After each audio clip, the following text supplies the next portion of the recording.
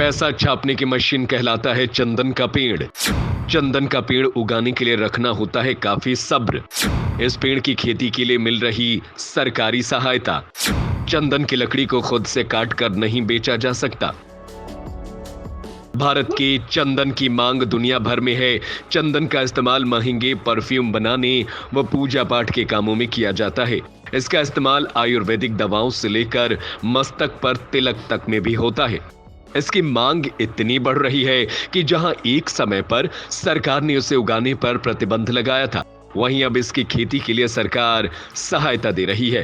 पहले केवल इसे दक्षिण भारत में ही उगाया जाता था, लेकिन सरकारी छूट और जबरदस्त मुनाफे को देखते हुए अब चंदन की खेती उत्तर भारत में भी हो रही है। चंदन की खेती कर आप भी करोड़पति बन सकते हैं। हालांकि इसके लिए थोड़ा सब्र जरूर रखना होता है। ये एक लंबी अवधि के निवेश के रूप में देखा जा सकता है। इसमें निवेश बहुत कम है।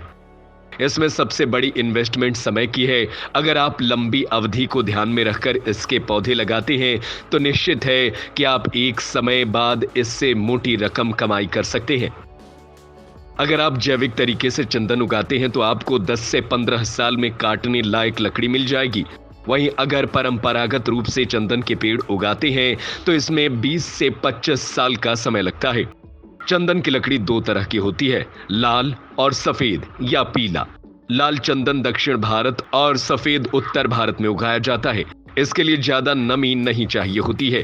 चंदन के पेड़ के साथ 3-4 फीट की दूरी पर कोई और दूसरा पेड़ भी लगा सकते हैं। ऐसा इसलिए क्योंकि चंदन दूसरे पेड़ों से ही अपना पोषण खींचता है।